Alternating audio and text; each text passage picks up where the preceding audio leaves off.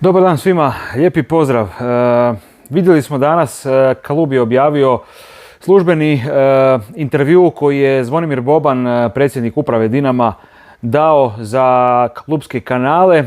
Nekih 40 minuta dugi intervju i ja bi u ovom videu malo prokomentirao taj cijeli intervju. Neću ga čitati jer je prenešen dobrim dijelom u medijima, neću sad prepričavati cijeli intervju, samo ću onako istaknuti ključne neke točke i dati nekakav svoj osvrt, komentar na to. Zvone Boban na početku intervjua, onako ono što je meni upalo za oko, je rekao da mu smeta što se personificira Dinamo sa njim, sa njegovim imenom. Čak je i onako dosta oštro kritizirao medije i novinare koji po njemu onako nepismeno, kako je on to rekao, personificiraju Dinamo sa Bobanom, u smislu da se piše Boban dovodi ovog, Boban dovodi onog, Boban ovo, Boban ono, kao da postoji samo on u klubu, što je i on rekao da on nije tu sam, on je jedan od. Naravno da ima najveću odgovornost, da ima najveći utjecaj na odluke, ali definitivno nije sam čovjek koji vuče svaki potez bez prava uplita ičijeg mišljenja i ičijeg savjeta. Također, dobio je pitanje nakon toga zašto je izabrao baš Marija Kovačevića za trenera. Istaknuo je da je Mario Kovačević jedan od rijetkih trenera koji imaju toliko uspjeha u svojoj karijeri trenerskoj, i onda je tu navodio njegove uspjehe i kroz taj niželigaški nogomet, odnosno ne bih rekao niželigaški, ali kroz te treću ligu recimo, gdje je, ne znam šta je rekao, 5 puta da je Mario Kovačević ulazio iz treće lige u drugu ligu, što je kaže dosta veliki uspjeh zbog same zahtjevnosti te treće lige, kaže, gdje ti igrači rade pa ih ne možeš skupiti, pa ti otpadne zbog 100 drugih razloga, dakle nisu profesionalci, to je htio reći. I onda je u smislu da ako je uspio takvu ekipu držati na okupu i održavati zajedništvo i postići uigranost neku i kvalitetu izvedbi, da sasvim sigurno ima reference i za nešto više, u ovom smislu za Dinamo. Također mu navodi kao referencu ulazak sa Varaždinom iz druge u prvu ligu, pa uspjeh nedavni sa Slaven Belupom, gdje kad je on preuzeo klub, Slaven bio zadnji sa 1 bodom, pa na kraju ga doveo na prag Europe i u finale kupa. Tako da to su nekakve kao njegove reference za angažman Marija Kovačevića, s tim da igra napadački nogomet, okomit, modern, va-bank nogomet, što je također Zvone istaknuo. I tako da evo, mislim, mogu se složiti sa tim dijelom, definitivno nije mala stvar nekoliko puta osvajati te niže lige hrvatskog nogometa. Naravno da ne možemo uspoređivati ni blizu nikako pritisak u takvim klubovima i osvajanje prvenstva u takvim klubovima i pritisak osvajanja prvenstva u Dinamu, ali evo, očito je da Boban vidi nekakvu bitnu poveznicu u tome i vidi da ta činjenica može biti važna referenca za angažman Marija Kovačevića u Dinamu. Također rekao je za igrače koje je doveo ove godine, da nije zapravo htio da toliko revolucionarne budu te promjene. Prije svega mislim da je tu aludirao na nenadane možda njemu rastanke sa Petkovićem i Pjacom, do koji će kasnije doći i koji će kasnije objasniti i koje ću kasnije i ja kad dođem, odnosno sad uskoro komentirati. Dakle, nije zamišljao da bude toliko revolucionarno i toliko velike te promjene da budu, ali tako se desilo. Rekao je da razumije javnost koja kaže da to još nisu pojačanja, da se tek trebaju pokazati kao pojačanje, da se s tim slaže. I to je ono sve što sam ja isto govorio u nekim od svojih zadnjih videa, gdje su svi ti igrači dobri individualno, sigurno, ali još se moraju komponirati da budu ekipa i da se svaki od njih zapravo pokaže kao pojačanje. Neko može biti pojačanje za Dinamo ili ne recimo, a u nekom drugom klubu da bude obrnuto. Tako da Evo recimo sami Mae, evo, ko kaže da sad on u Karabagu neće biti najbolji stoper? Mislim, karikiram sad malo, uzimam njega kao zadnji primjer, najsvježiji koji je otišao iz Dinama. Znamo koliko je bilo drvlja i kamenja po njemu, a šta da se sad desi da on u Karabagu proigra i bude top stoper. Jednostavno, nekad nije sve u kvaliteti ili nekvaliteti, nekad ima nešto i van toga prilagodbe na način života, na grad, na sredinu, na igrače, na sve skupa. Ne kažem da je to kod Samija tako, ali jednostavno govorim onako širu sliku na koju mislim i smatram da je Zvone aludirao. Također više puta kroz taj intervju je istaknuo da će trebati strpljenja, da će trebati vremena da se sve to uglazbi, da niko nema čarobni štapić, ni trener, ni on, ni nitko. Ja se opet apsolutno s tim slažem i o tome sam govorio. Možemo to gledati kao neku floskulu, ali ja mislim da je to apsolutna činjenica.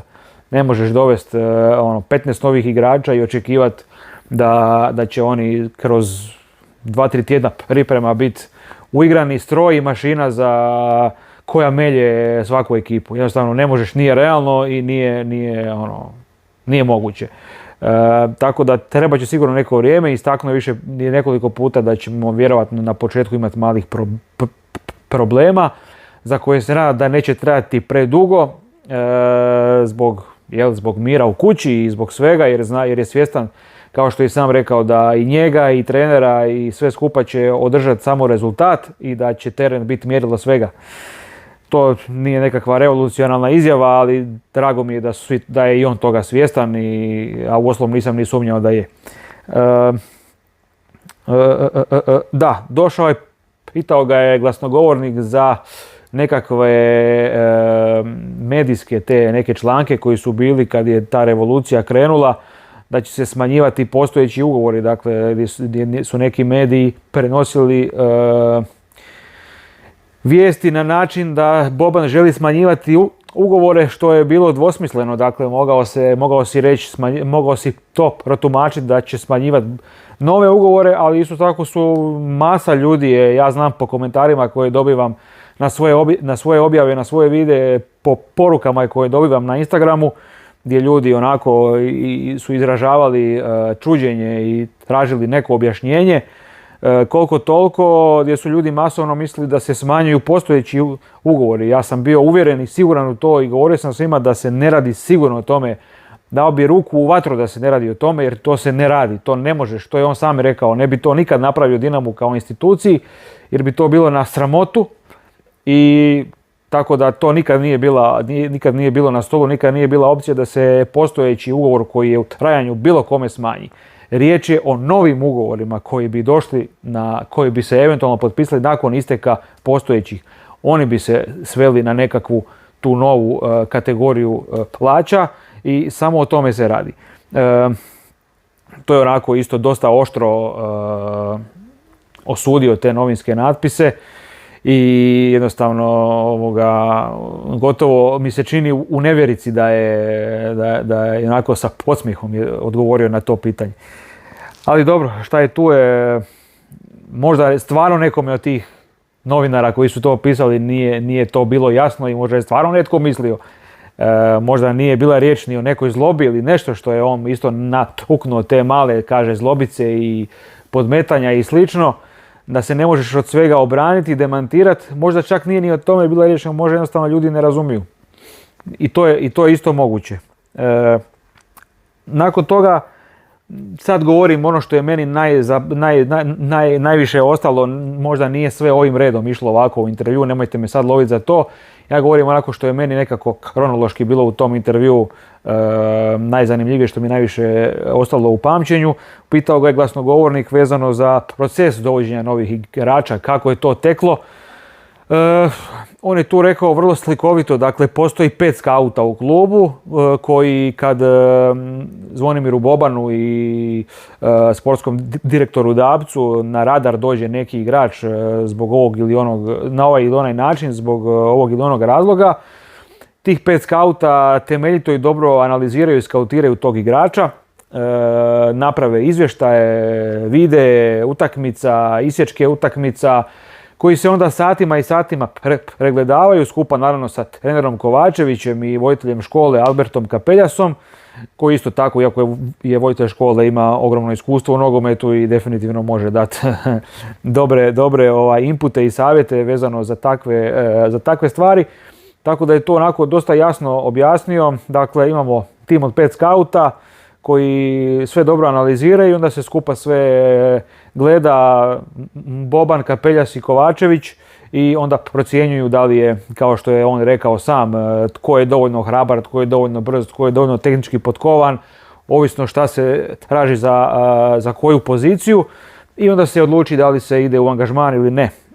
Tako da mislim da je tu sve jasno, i drago mi je da je to Boban isto na taj način objasnio. Zatim ga je pitao naravno ono što većinu navijača najviše zanima, kako je došlo do rastanka sa Petkovićem i sa Pjacom. Onda je tu generalno rekao da je sa nekim igračima, neki igrači po njemu nisu bili za Dinamo, sa nekima kao što su recimo Ristovski i Moharami se rastalo zato što su se tražio tehnički napredak, u prijevodu su se tražili igrači na tim pozicijama koji su tehnički i taktički potkovaniji od njih, iako ni on sam ne umanjuje doprinos Ristovskog i Moharamija i sve godine i uspjehe koje su dali za Dinamo, apsolutno, to je više puta istaknuo, ali tražio se napredak, jel? Zato su se rastalo od njih. Što se tiče Petkovića, rekao je da je s njim, mislim, prilično slično je bilo pisano i kroz medije, s njim se sjelo i dogovorilo s obzirom, odnosno Boban mu je predložio s obzirom na to da je prethodnu sezonu 70% sezone bio ozlijeđen, pa da uđe u novu sezonu, da vidimo kako će ići po zdravstvenom pitanju i po pitanju kontinuiteta i onda nakon isteka ugovora da se ide u novi ugovor sa maksimalnom mogućom novom plaćom gdje je izvršni odbor, kao što je rekao, na njegov prijedlog, ali izvršni odbor kao najviše klubsko tijelo donijelo odluku da je najveća plaća 750.000 eura neto godišnje. Znači to je ono što igrači dobiju svaki mjesec, odnosno onda pomnoženo sa 12 mjeseci, onda dođemo do godišnjeg iznosa. Da bi se Petković adekvatno platio najviše moguće, jel? Bili bi tu neki sigurno i bonusi i nešto. Traži od njega da bude kapetan, lider nove momčadi, podrška novim igračima, podrška novom treneru, da bude apsolutni onako vođa i na terenu i van njega. I pitao ga da li imamo dogovor.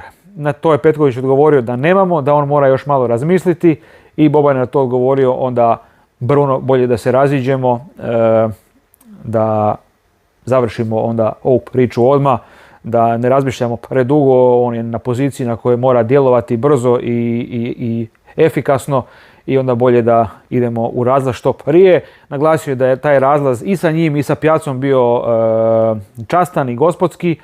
Njihov menadžer Ivan Cvjetković je igrao sa Zvonimirom Bobanom u Dinamu i oni su veliki prijatelji, tako da iz te strane je taj razlazak bio pošten, časan i onako kulturan. Barem je to tako sad Zvone prenio. Nismo čuli drugu stranu, ali evo, sad imamo stranu Zvone Bobana, pa tko će vjerovat, tko ne. Ja osobno vjerujem da je tako bilo, jel? A dok ne dobijem dokaz da je bilo drugačije, u ovo ću vjerovat. Što se tiče Pjace, naravno, bio je problem ta klauzula gdje on ako odigra 1 minutu u novoj sezoni, mu se automatski ugovor produžuje za još 1 sezonu pod istim uvjetima.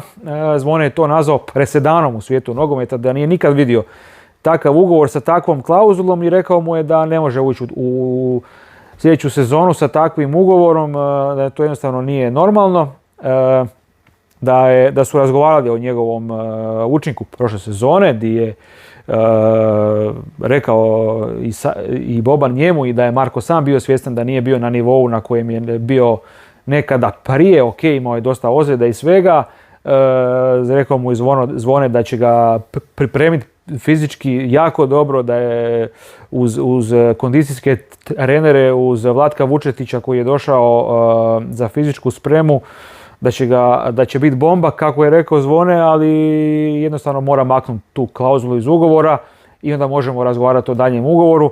Marko je to odbio i sve je bilo jasno, opet su se dogovorili sa njegovim menadžerom da dođe do rastanka. Naravno da on je rekao i sam samo da je ta mala stavka bila pa ko ne bi ostavio Piacu i platio ga, rekao je da je imao visoke uvjete koje je i trebao imati jer je Piaca dobar igrač, ali vrlo vjerojatno zbog neosvajanja naslova prvaka i zbog manjeg financijskog kolača koji će Dinamo dobiti ove sezone od Europe se išlo u to smanjenje budžeta, odnosno smanjenje plaća za igrače i jednostavno su očito, kao što i trebaju biti interesi Dinama, ispred svih, ispred svega. Pa tako ispred Marka Piace i Brune Petkovića. Kad je riječ o Arijanu Ademiju, doslovno kako je Zvone rekao, Arijane, evo ti reci šta želiš, tako će biti. I tako i jesu mediji prenijeli da mu je Boban dao da bira što želi, da li ostati u Dinamu u nekoj rotaciji, da li u na nekim pozicijama gore na katovima, možda neki scout ili slično, ostati u stožeru ili bilo šta. Vidimo da šta je Arijan izabrao, otišao je iz Dinama u Ujpešt, ne govorim to u negativnom kontekstu za Ademija, nego čisto govorim neke činjenice. Tako da možemo reći da je iz perspektive Zvonimira Bobana, na koji način je on to predstavio i objasnio, da je to sve prošlo dosta mirno. Bile su neke insajderske informacije po medijima da je bilo i visokih tonova i ko zna čega sve ne. Možda dio i je, vjerojatno je veći dio bio ovako ko što je rekao Boban, tako da ajmo reći negdje u sredini je možda ta istina. Ne vjerujem da ćemo ikad saznati istinu, osim ako i Petković i Piaca budu na nekom podcastu za par godina pa onda kažu u detalje sve šta je bilo, a i onda je pitanje da li ćemo vjerovati njima ili ovome što je rekao danas Boban. Tako da ne bi se zanosio da ćemo saznati ikad pravu istinu, jedino da smo možda zidovi te sobe gdje je bio taj sastanak, tako da evo. Također spomenuo je da je ipak ostala neka osovina od stare garde, Nevistić, Teofil, Mišić i Kulenović po linijama, za koje je ipak rekao da je dosta mala s obzirom koliko je novih igrača. Tako da, evo, to je isto jedna činjenica. Trebao bi Mišić uskoro potpisati novi ugovor, bar su takve informacije. Ja se nadam da će se to uskoro desiti, da se to definira i da budemo s te strane mirni. Trebamo još vidjeti šta će biti sa Kulenovićem, a rekao sam u više navrata da bi ja volio da on ostane.